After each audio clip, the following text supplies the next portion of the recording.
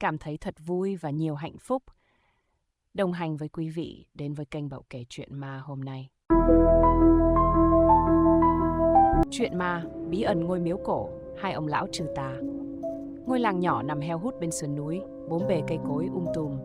Ở rìa làng có một ngôi miếu cổ, đã lâu không ai dám bén mảng đến.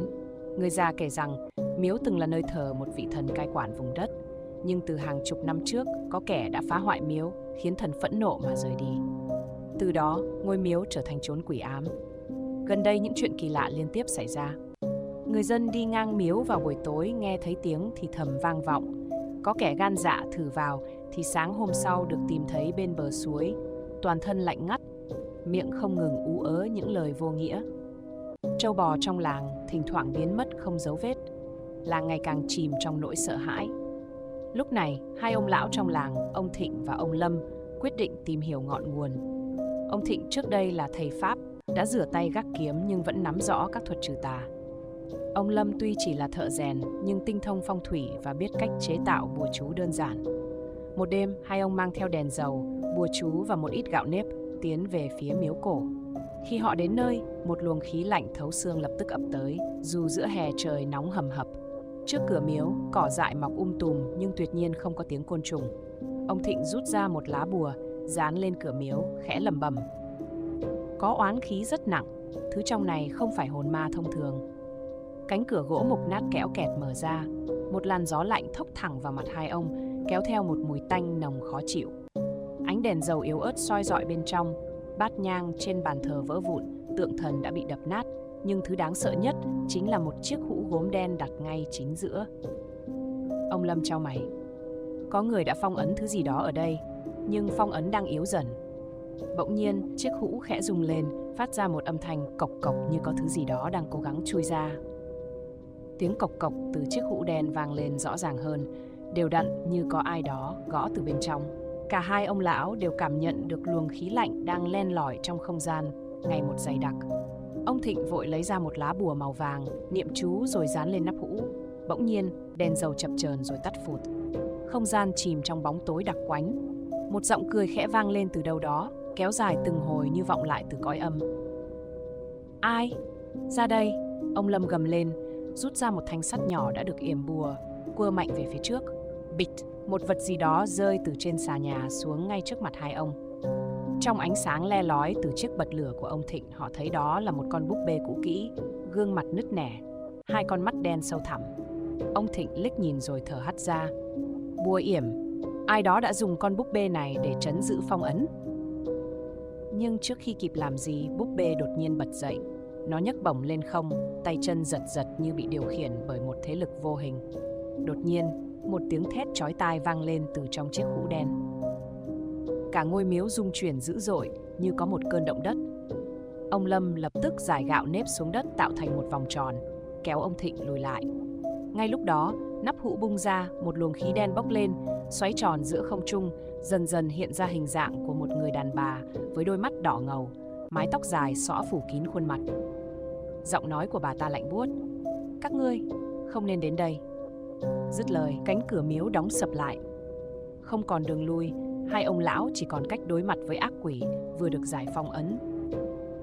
Cánh cửa miếu đóng sập lại, bóng tối bao trùm. Một luồng khí lạnh lẽo trườn qua làn da hai ông lão, mang theo mùi tanh nồng của xác thối. Ông Thịnh và ông Lâm đứng sát lưng nhau, mắt dán chặt vào hình hài mờ ảo đang lơ lửng trước mặt. Người đàn bà với mái tóc dài phủ kín mặt, đôi mắt đỏ rực như than hồng, há miệng gào lên một tiếng chói tai. Âm thanh như xuyên thủng màng nhĩ, khiến ông Lâm loạng choạng, suýt ngã ra sau. Bỗng, từ trên xà nhà một bàn tay xám ngoét thò xuống. Nó dài ngoằng, ngón tay nhọn hoắt như móng vuốt, chụp lấy vai ông Thịnh. Một lực kéo mạnh đến mức ông suýt bị giật ngược lên trần. Buông tao ra! Ông Thịnh gầm lên, rút ra bùa hỏa tinh, dán lên cánh tay quỷ. Xèo xèo, một tiếng rít khô khốc vang lên, mùi thịt cháy khét lẹt tỏa ra.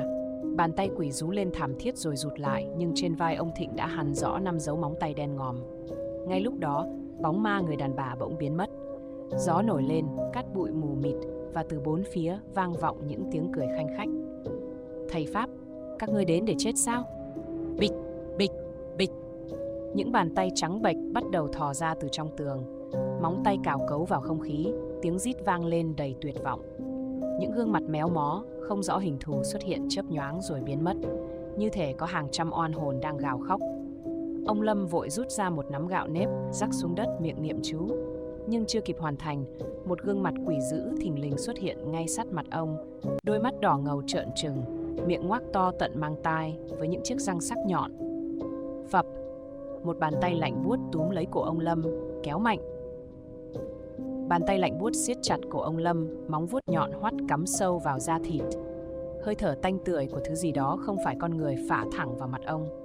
Ông Lâm vùng vẫy nhưng càng cố giãy, sức lực càng bị hút cạn. Ông Thịnh thấy vậy, rút dao găm cúng tổ, vùng mạnh. Phập, lưỡi dao cắm phập vào cánh tay quỷ, máu đen đặc quánh phun ra, bốc lên một mùi hôi thối khủng khiếp. Thứ đó rú lên man rợ, rụt tay lại để lộ khuôn mặt méo mó với hàm răng lởm chởm, môi bị xé toạc đến mang tai. Hai mắt nó đục ngầu, đầy tơ máu, gườm gườm nhìn ông Thịnh. Bỗng, toàn bộ ngôi miếu rung lên bần bật. Những bóng ma trên tường bỗng lao xuống, những cánh tay xương sầu chộp lấy hai ông lão. Tiếng gào khóc, tiếng cười man dại hòa vào nhau, vọng ra từ bốn phương tám hướng.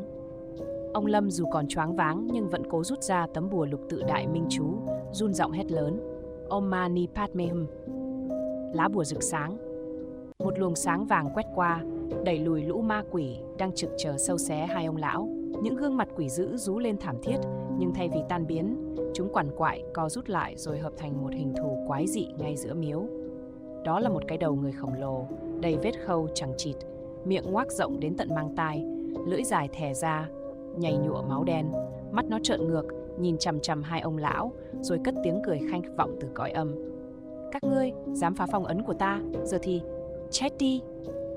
Cái đầu khổng lồ há miệng, phun ra một làn khói đen đặc, nhanh như chớp quấn chặt lấy hai ông lão, kéo họ chìm dần vào bóng tối sâu hun hút.